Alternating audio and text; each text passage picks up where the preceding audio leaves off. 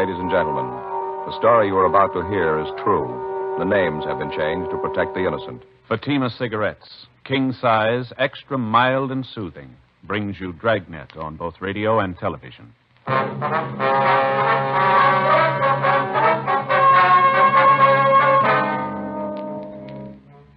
You're a detective sergeant. You're assigned to homicide detail. You get a call that a man has had a heart attack, fallen and fractured his skull. It looks like an accidental death. Your job, investigate.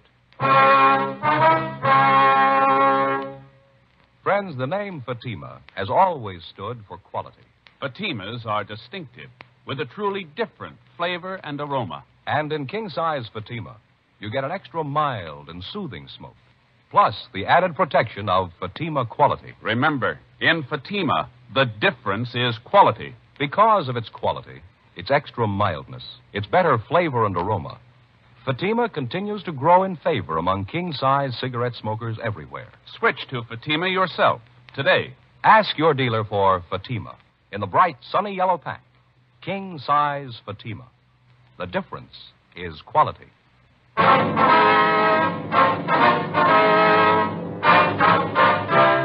Dragnet, the documented drama of an actual crime. For the next 30 minutes, in cooperation with the Los Angeles Police Department, you will travel step by step on the side of the law through an actual case transcribed from official police files.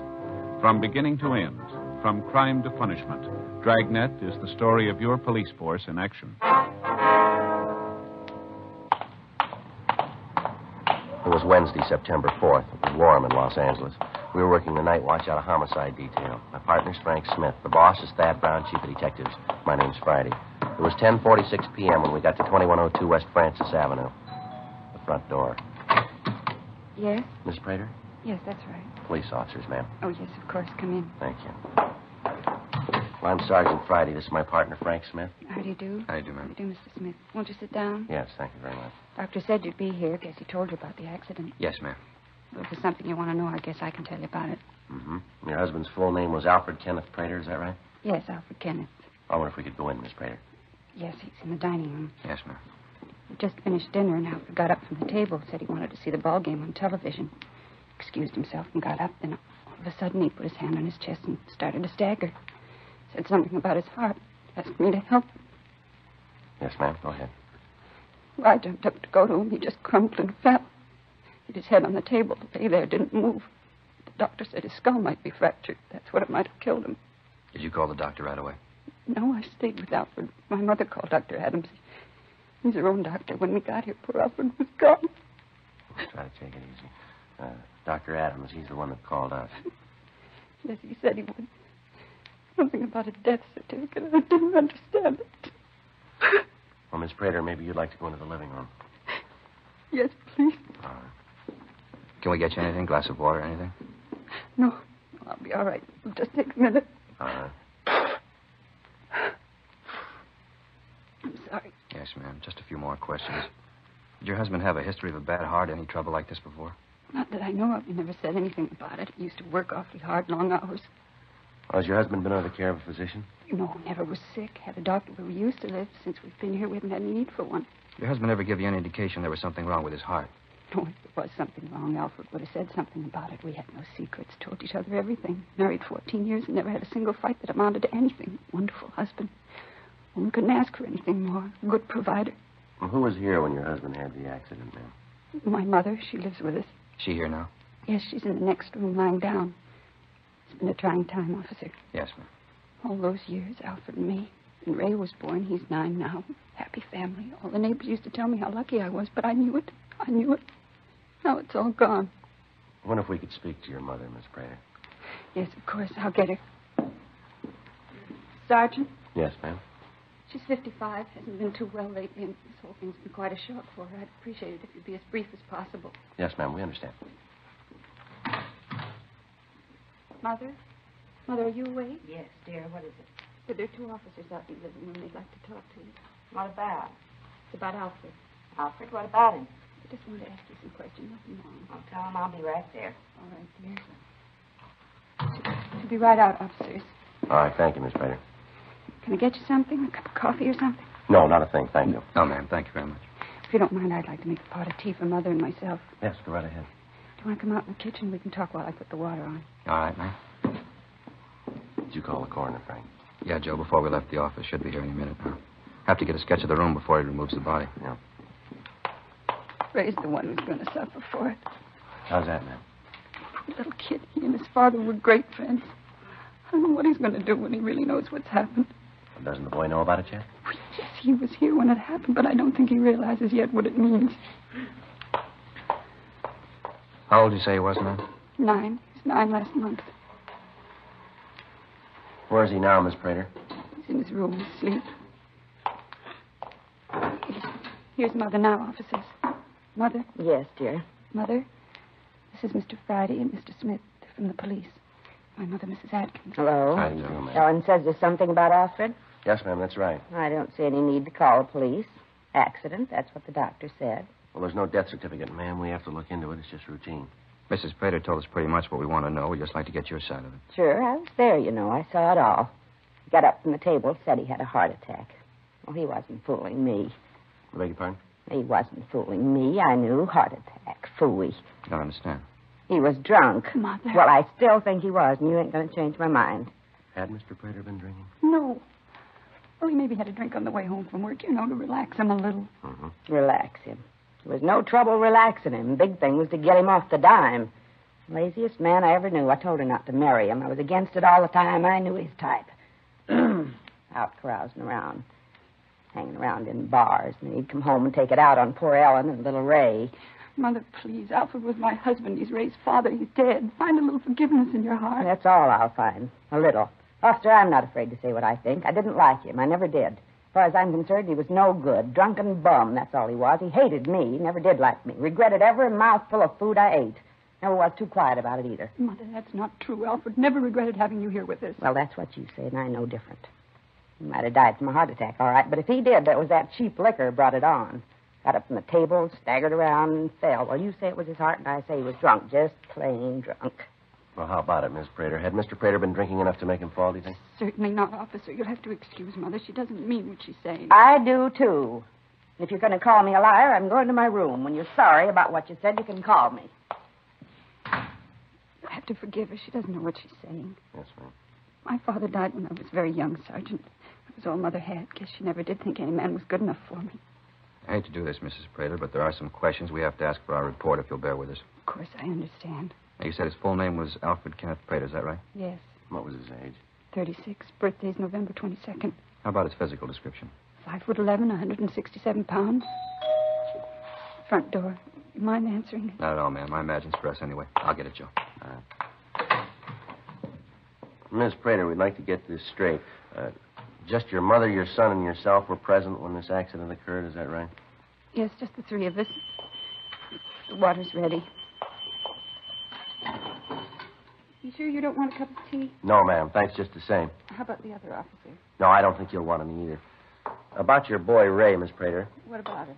You said he was asleep? That's right. We put him to bed right after the accident. He was so close to Alfred. They were great friends. Thought it might be best if he went right to sleep. You want to see him? Well, probably better if he sleeps right now. We can talk to him in the morning if we have to. I'd appreciate it if you could, Mr. Friday. He's just a boy and all this. You know. Surely, ma'am. We understand. Deputy Coroner Joey's taking care of the body. Well, that about does it, huh? They're going to take Alfred now. Yes, ma'am. Will he be? Can I go along? Oh, poor Alfred. There's no need for it, ma'am. There'll be an inquest after the autopsy. We'll give you a call about that. We know how you feel, ma'am. We don't like to intrude at a time like this, but it's one of our duties, there being no doctor in attendance at the time of death. Meantime, if there's anything we can do for you, here's our card, and you let us know anything at all. Thank you very much. Michigan 5211. Yes, ma'am. That's right. Station 2521. All right, Mr. Friday. Terrible thing. Can't hardly believe it. Alfred dead. Terrible. Officers, Yes, ma'am? I hope you didn't take Mother seriously about Alfred drinking. I know she didn't really mean it. Well, don't worry about it, Miss Prater. We understand. Don't forget to call us if there's anything you need. I won't. Good night, Mr. Friday, Mr. Smith. Good night, ma'am. That's one for you, huh, Joe? Yeah. Even when he's dead, his mother-in-law won't leave him alone. Must have been a real pleasant life. He's been rough on his wife, too. Joe, you hear that? I think I did over there by the window, didn't Yeah, there's somebody there. Well, did you call us, son? Yeah. You the cops? Yeah, that's right. Is there something you wanted? Yeah, I'm Ray Prater. Something I wanted to tell you. All right. What is it, son? About my father. I don't want Mom to hear me. She'd be sore if she knew I told you. I'm supposed to be asleep. What's that, Ray? I've been sitting here listening to you talk to him. She told me she'd tell you, and she didn't. Tell us what, Ray? Maybe I shouldn't tell you. Mom said she'd take care of it. I just don't know what to do. I tried to think of what Dad'd do. He always said if there was something wrong to find a policeman and tell him. All right, son. What is it you want to tell us? About Dad. Just before he fell and hit his head, he was finishing dinner. He drank a glass of milk, and he put the glass down on the table, and he said to Mom, "This milk tastes bitter." Just like that. This milk tastes bitter. I tried mine, but it tastes all right. Yeah, go ahead. Well, a little bit after it, he got up from the table, and he fell and hit his head. Did your mother hear him say that about the milk? Yes, sir. She was right there. Well, why'd you say that you didn't want your mother to know that you talked to us, Ray? Because when I asked her about it, she said for me not to tell anybody. Mom said that if I told anybody, they wouldn't believe me. They'd be mad at me. I sat here and thought about it, and if she didn't tell you, I thought maybe I should. Is that wrong, mister? No, son, that's not wrong. Hope it's all right. Is it, mister? What's that, son? Are you mad at me? Before we left the house, the incident looked just like another natural or accidental death. However, with the boy's story, it seemed possible that it might be something more. 11:56 p.m. Under the pretext of getting additional information for our report, Frank and I went back into the house. We talked to Mrs. Prater for another hour. It was possible that the boy's story about the glass of milk was his imagination, but it had to be checked out. While we talked to her, we had to be careful not to let her know that we'd seen or talked to little Ray. We noticed that the dishes from the evening meal had been washed and put away. We commented about this, and Mrs. Prater said that she'd done the dishes to keep her mind occupied while she waited for us. Frank and I asked her about her husband's insurance policies, and she gave us the name of the company that had written them. We asked if she and her husband had quarreled much, and she told us that in 14 years of marriage, they hadn't had one serious argument. During the conversation, we gave her every opportunity to tell us about Mr. Prater's remark concerning the glass of milk. She didn't mention it. Until we received the results of the autopsy, Frank and I figured we'd better wait before questioning her further. 12:34 a.m. We got back to the office and signed out. The next morning, we put in a call to the insurance company to check on the husband's policies. The deputy coroner said we'd have the results of the autopsy by noon. Thursday, 11:20 a.m. Yes, sir. Mm-hmm. All right, sir. Thank you. Yeah, that's right. Smith, 2521. Thanks again. Bye. Anything? The insurance company says when they wrote the policy on Prater, there was nothing wrong with his heart. Yeah. Good-sized policy, Joe. Yeah. $25,000 double indemnity in case of accidental death. Who's the beneficiary? His wife. The guy at the company told me that Mrs. Prater called last week, wanted to know the premium on a larger amount. Mm-hmm. He gave it to her and said they'd like to send a salesman over to the house to talk to her and her husband. She said it wouldn't be necessary. She'd bring him down to the office. They haven't heard from her since. $50,000. Sure good enough motive, isn't it? Yeah. It's funny about the kid, isn't it? What do you mean? Figuring what his father said about the milk might have meant something. Must have been a tough decision for the little guy to make, whether to tell us or keep quiet. I get it. On the side, Friday. Yeah, just a second. All right, go ahead. Yeah. Okay, thank you. Abernathy at the coroner's office just finished the autopsy. Anything? Yeah. Considerable amount of poison in the victim's stomach.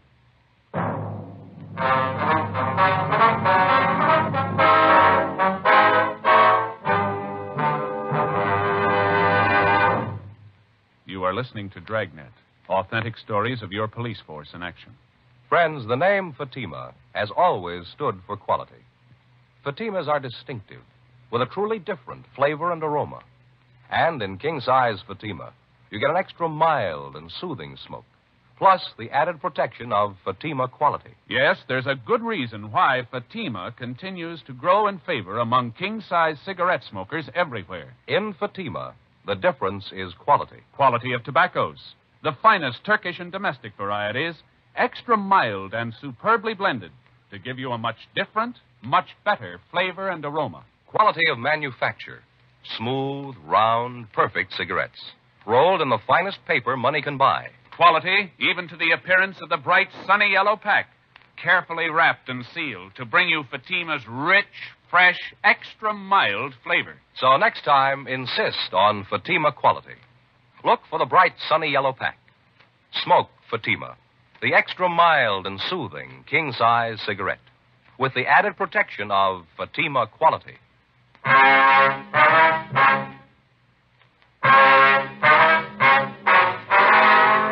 The finding of the poison in the stomach of Alfred Prater had definitely ruled out natural or accidental death. There was still the possibility, however, that he'd taken his own life. The story given us by the Sun made this unlikely, but still was in the realm of possibility. 1:15 p.m. Frank and I arrived at the Prater residence. Yes? Oh, you're the officers who were here last night. Won't you come in? Thank you, ma'am. Something more that you wanted to know? I think I told you everything last night. Well, something's come up, ma'am. Kind of changes things a little. What's that? Well, originally, ma'am, we thought your husband's death was natural or accidental. You mean now you don't think so? No, ma'am, he died of poison. No, it can't be. There's a mistake someplace. No, afraid not, ma'am. Wonder if we could sit down. A few questions we're going to have to ask you. Yes, of course. This is quite a shock, officers. I don't know what to think. Yes, ma'am. Did you tell us what you had for dinner last night, what your husband ate?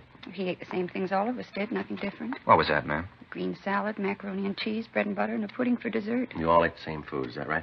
Yes, what are you trying to say? Do you think that I poisoned Alfred? We're not trying to say anything, Mrs. Prater. Your husband died of poison. We're trying to find out why. Just a minute. Mother? Mother, can you come out here a minute? It's the most ridiculous thing I've ever heard. Your husband have anything to drink with his dinner, ma'am? Of course, water, then coffee after dinner. He always has a couple of cups of coffee after dinner. Now, all he had with his dinner was water, is that right? Yes, just water. You ever drink anything else with his dinner? Milk, tea, maybe a glass of beer? Oh, milk once in a while. Last night we only had enough for Ray, though. Just one glass. As for beer, Mother'd raised such a fuss, I don't think Alfred wanted to go through it. No, if he wanted beer, he drank it at the bar down the street. Now, you're sure, though, that last night your husband only drank water with his meal, is that right? Yes, I told you, just water. Why all this harping on milk? What are you trying to say? What are you getting at? Mother, are you coming out? That's all the ruckus about. Can I even take a nap in peace? These officers just told me that Alfred's death wasn't accidental, Mother. Not accidental. Nonsense. The doctor said it was an accident. What more do you need? Got drunk and fell down, broke his head. Of course it was an accident. I'm afraid not, Miss Atkins. Your son-in-law was poisoned. Poisoned? How? That's what we're trying to find out. I seem to think that maybe I did it, Mother. You? Why, that's ridiculous. Why would she do it? Well, there was quite a bit of insurance, for one thing. You've been nosing around, haven't you? So there was a little insurance. What does that prove? It was more than a little, ma'am. $25,000 worth. Double indemnity clause makes it $50,000. And that brings up another thing, Miss Prater. Yes? The insurance company says that you called them and wanted to raise the amount of the policy. Is that right? Well, yes, I did call him, but Alfred told me to. Said he wanted to provide more for me and Ray. Anyone hear your husband say that he wanted more insurance? No, we're not in the habit of discussing our private business around other people. Other people learn to keep their noses where they belong. The world would be a better place. Miss Atkins, I wonder if you could tell us what you had for dinner last night. But that is the limit. I just told you what we had. Isn't that enough? Come in here and you ask a lot of questions. Poor Alfred's not even buried, and you come in here and upset things. Well, we're awfully sorry, Mrs. Prater, but we have to find out. That's what we're paid for. It's all right, Ellen. We've got nothing to hide. Answer their questions, and then maybe they'll leave us alone. But I told them that we don't know anything about it. I told them. All right, honey. Now, calm down. Now, dinner last night. Is that what you wanted to know about? Yes, ma'am. Just what you had to eat. Macaroni and cheese. Little salad and some pudding Ellen made. Nothing else? Bread and butter. How about something to drink? Water. Good, clean water. Ray drink water, too? No, he had milk. Mr. Prater drink milk? I told you. We'd like for your mother to tell us, too, ma'am, just to keep the record straight. I think he might have had some milk to drink. I don't remember special. No, he didn't, Mother. Remember when I poured the milk for Ray? I said there wasn't enough for anyone else. Just one glass for Ray. That's all there was. Don't you remember? Well, no, I don't. But if you say it was that way, then I guess it was. You got no reason to lie. Ever occur to you officers that maybe Alfred took the poison himself? Ever think of that? How's that, ma'am? Well, didn't you tell him, Ellen? About how he used to moan around the house saying he couldn't stand it anymore? What's this, ma'am? Your husband ever talk about taking his own life? Yes, I didn't want to bring it up, but now I suppose I'll have to. Yes? Alfred was pretty depressed. He felt that he wasn't getting any place in his job. He felt that at his age he should be farther along. Times he'd get real low, say he wasn't going any place. I did my best to make him feel better. Guess it didn't do any good. Well, did he ever say he was thinking of taking his own life? Yes, several times. I laughed him out of it, and things would go along quiet for a while, and then something would happen that would set him off again. Well, how is it that you didn't tell us about this before, ma'am? Well, I didn't think it'd prove anything. No reason to drag skeletons out of the closet. You satisfied now? You happy? Now you know about Alfred, maybe you'll leave us alone. Is your son here, ma'am? Yes, he's out in the yard playing. I'll call him if you have to talk to him. I'd like to very much, ma'am. All right, I'll get him. And before you go, Miss Prater, Yes? do you keep any poison around the house? Of course not. I'd be afraid that Ray might find it. Nothing at all? Nothing for rats, gophers, anything like that? No, never been bothered with rats or mice. There aren't any gophers around. No, Sergeant. There's no poison in the house. Well, you wouldn't mind if we looked around, would you? Maybe your husband bought some and he didn't tell you about it. No, go ahead and look. I know you won't find anything. Alfred and I had talked about keeping anything around that Ray might get into. I don't recall ever having bought any poison, and I'm pretty sure Alfred didn't. Well, we'll take a look later, ma'am, if it's all right. Now, if we could just talk to your son. I'll get him. Ray? Ray, come in here. No, right now. He'll be right in, Mr. Friday. I hope you won't say anything to upset him. Yeah, Mom? What do you want? These men here'd like to talk to you, son. They're policemen. What do they want to talk to me about? I haven't done anything. We know that, Ray. Just have a couple of questions for you. This is Mr. Friday and Mr. Smith, my son Ray. Hi. Pleased to meet you. You bet. Wonder if you could tell us what you had for dinner last night, Ray? Dinner? Yes, son. Well, Mom fixed macaroni and cheese. We had that. Mm-hmm. Anything else, son? A salad. I didn't like it. Then we had some pudding for dessert. What'd you have to drink, Ray? Milk. What'd your father have? Ray? I don't remember too well. You better ask Mom. She'll tell you. I told you, Mr. Friday, only Ray had milk. His father drank water. Ray? That's right, Mr. Friday. Dad drank water. Nothing else.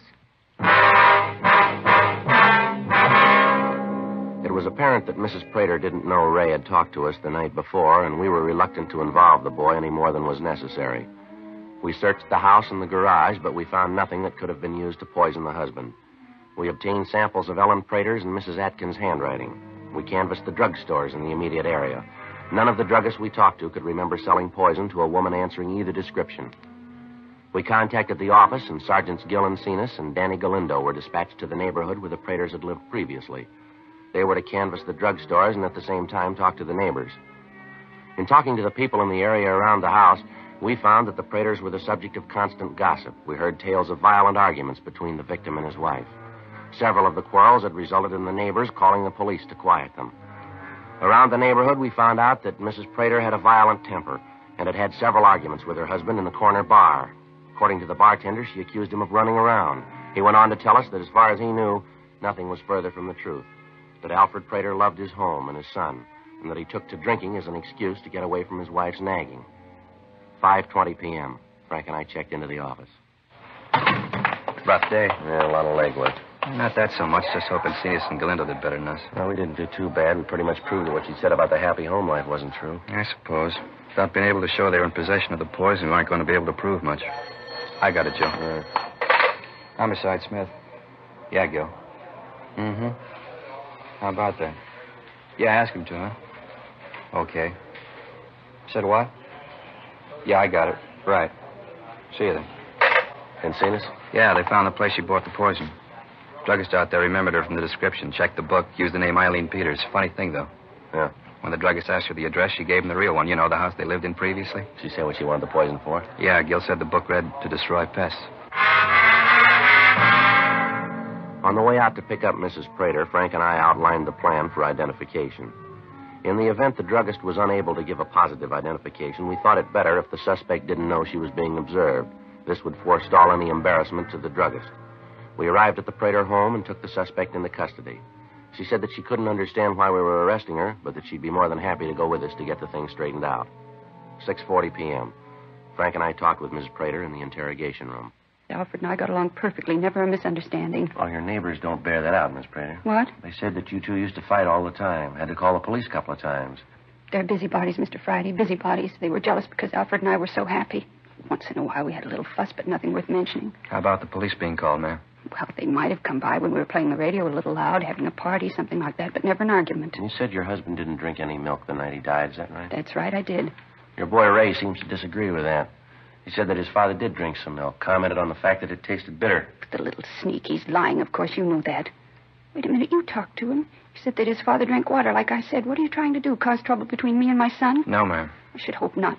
Poor little kid, father dead, and you trying to say that I did it, that I killed Ray's father. You ought to be ashamed of yourself. Yes, ma'am. Frank? Yeah, Joe. It's a little warm in here. You want to open the door for a minute? Yeah, sure. Thank you. Yeah, that's better. It's not too cold on you, is it, Miss Prater? No. Miss Prater, did you ever buy any poison for any purpose?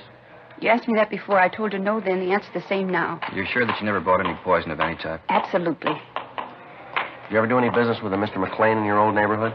McLean? Don't recall the name. He's a druggist. No. No, I always bought from Mr. Swenson, little drugstore in the corner near the house. Excuse me a minute, will you please? I want to check something down the hall. Yeah, all right, Frank. Listen, maybe you haven't got anything else to do, but I have. So if you'll get this foolishness over with, I'd like to go home. Well, we're almost finished, Miss Prater. Just a couple more things. Well, get 'em over with. Same one, Joe. He's positive. Mm-hmm. Miss Prater? Yes? Maybe if we lay this thing out for you, it'd be a little better.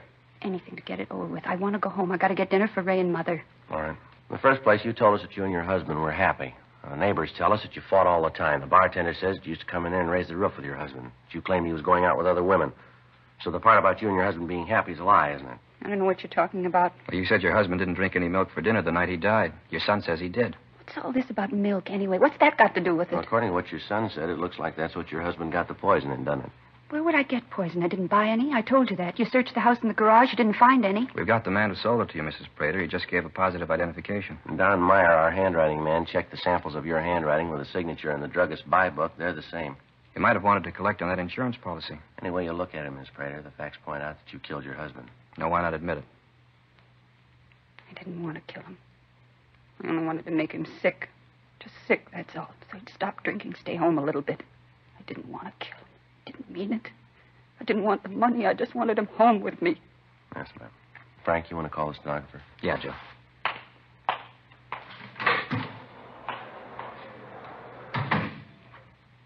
You can understand it, can't you, Mr. Friday? Ma'am? You can understand it? I thought he was running around. I wanted him home with me and Ray and Mother. A nice little home for Ray. That's all I wanted. Is that wrong? Something nice for Ray. Is that wrong? Well, I don't know. What? What's he got now?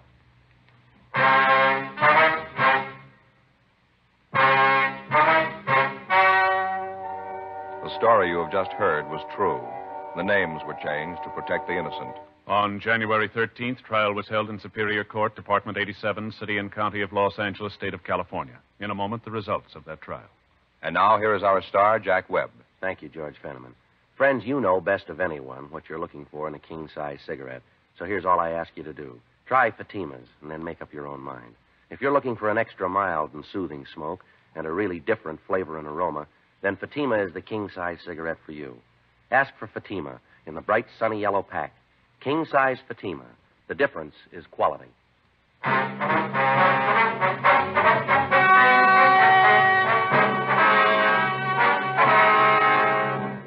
Ellen Adelaide Prater was tried and found guilty of murder in the first degree.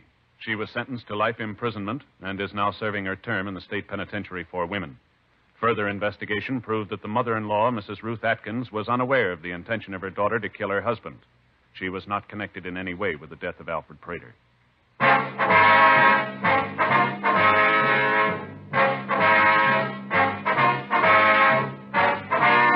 You have just heard Dragnet, a series of authentic cases from official files. Technical advice comes from the Office of Chief of Police W.H. Parker, Los Angeles Police Department. Technical advisors, Captain Jack Donahoe, Sergeant Marty Wynn, Sergeant Vance Brasher. Heard tonight were Herb Ellis, June Whitley, Sammy Ogg, Virginia Gregg. Script by John Robinson. Music by Walter Schumann. Hal Gibney speaking. King Size Fatima has brought you Dragnet, transcribed from Los Angeles.